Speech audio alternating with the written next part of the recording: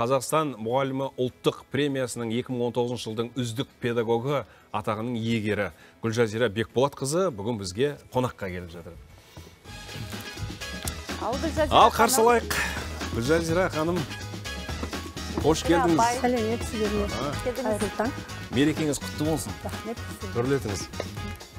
Көңіл күйіңіз қалай? Жақсы. Мерекені қалай қарсы алып жатырсыздар? Мерекені жақсы қарсы алдық. Жаңа ғана мектебіміздің атриумында барлық оқушыларымызбен осы мұғалімдер күн ұлықтау мақсатында керемет салтанатты жиын өтті. Мұғалімдерге арналған концерттік шағын бағдарлама болды сағат 8-ге дейін. Енді сізді екі мәрте құттықтаймыз. Біріншіден мұғалімдер мерекесі құтты болсын, және өзіңіздің алып жатқан үздік педагог қой, 2019 жылғы. Міне, көрсетіп қояйық. Куәлік. Ысқақова Гүлжазира Бекболатқызына берілген. Көрермендерімізге көрініп тұрсын. Қалай енді өзіңіздің әсеріңіз? Мен дұрыстап қоя берейін, Олжас. Жалпы Мағжан Жұмабаевтың керемет сөзі бар ғой, алты алаштың баласы бас қосса төрдегі орын мұғалімдікі деп. Осы бір педагогтардың мәртебесін арттыру мақсатында осы байқауды Білім және ғылым министрлігінің ұйымдастырылуымен 2012 жылдан бері біздің елімізде жүйелі түрде өтіп келе жатыр. 2012 жылдан. 2012 жылдан бері өтіп келе жатыр? 2012 жылдан бері осы байқау өтіп келе жатыр.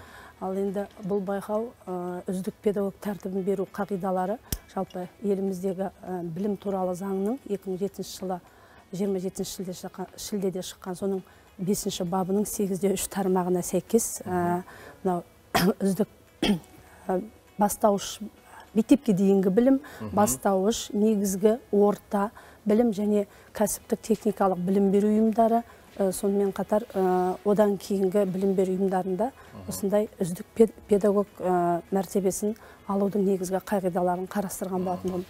Яғни бұл қағидада осы кәсіби еңбек өтілінде үлкен зор жетістіктерге жетіп жүрген мұғалімдерді бір реттік сыйақымен, яғни 1000 есе айлықтық есептік көрсеткіш негізінде осындай сыйақымен және жылдың үздік педагогі деген төс белгісімен марапаттау табылады. Өзіңіз айтып кеттіңіз ғой, 2012 жылдан бері өтіп келе жатқан байқауды. Бірақ биылғы ерекшеліктері де бар секілді.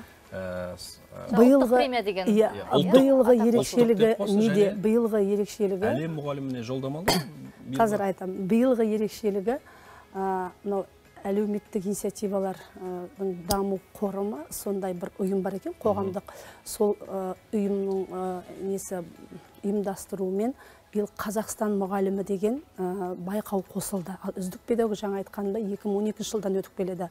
Ал биыл Қазақстан мұғалімі байқауына біздің 10 мұғалім таңдалып алынды.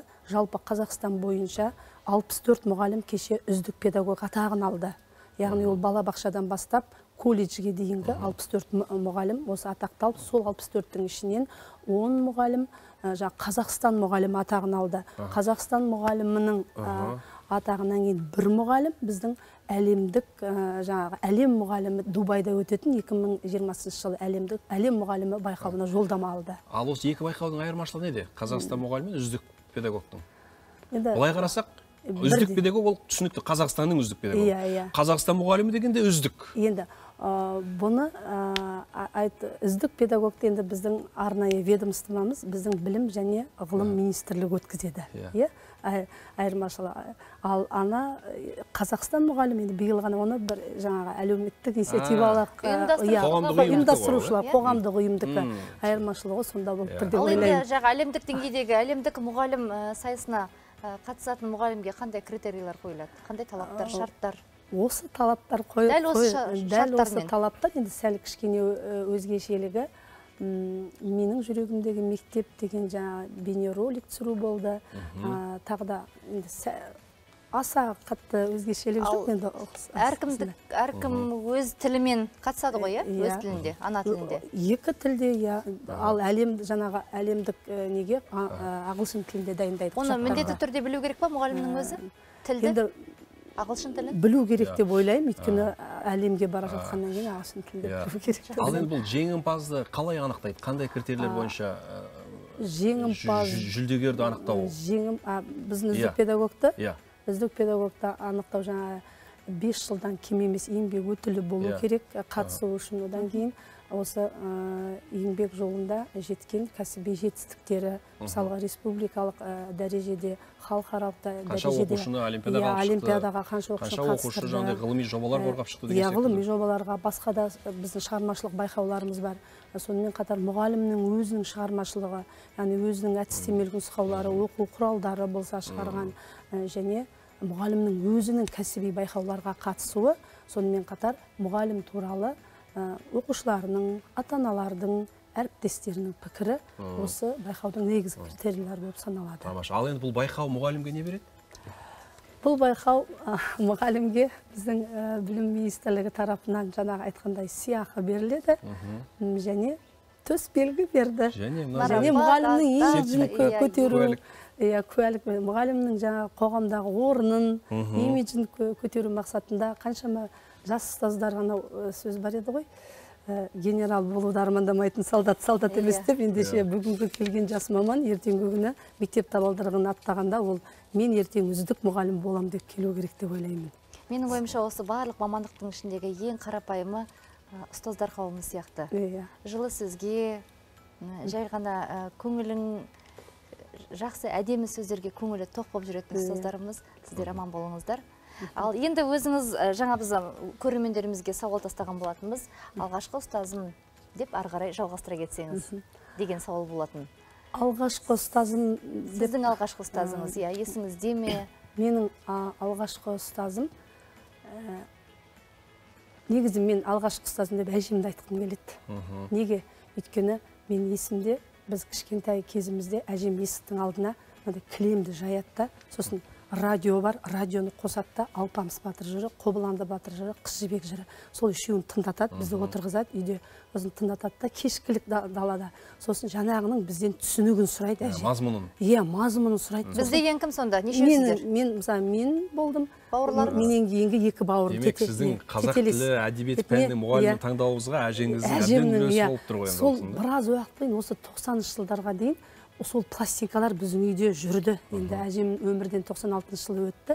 Сосын мен кейіннен өзім енді естіп біліп Қыз жібек киносын көремін ғой. Сонда айтам, мына кино қате түсірген деп қоям өзім. Сосын неге десем, бізге әжем жаңағы пластинкада жырда Сансызбайға қосылады ғой. Әуелеп ұшқан алты қаз, біз соны жаңағы әуелеп ұшқан алты қаз деп жаттап айтып жүреміз өзіміз. Сонда ал жырда ол керісінше Қыз жібек, кинода Қыз жібек суға кетіп өледі ғой. Сонда мен сол алғашқы осы әдебиетке деген құштарлық, осы мен алғашқы ұстазым әжем деп айта аламын. Ал енді маған әріп үйреткен, әрине ол Қостанай облысы Амангелді ауданы Қабырға ауылында Рима апайым болды. Өзі кішкентай ғана апайтауын демейтін. Сол кісі менің алғашқы ұстазым. Қазір фамилиясын бәрін ұмытқан, бір Рима апай екенін білемін. Сәлем жолдасаңыз болады, мүмкін сізді көріп отырған шығар. Кейіннен мен ол кісіні бір 20 жылдан кейін ба Арқалық қаласында ол кісі уже мұғалім болып жұмыс жасамайды екен. Мен неден көрдім, мәдениет үйінде қызмет атқарады екен, ауысып кетіпті. Сол кісіге сәлем жолдаймын. Жалпы енді осы сәтті пайдаланып отырып, мен барлық бүгінгі менің әріптестеріме кәсіби мерекелеріме шын жүректен құттықтаймын.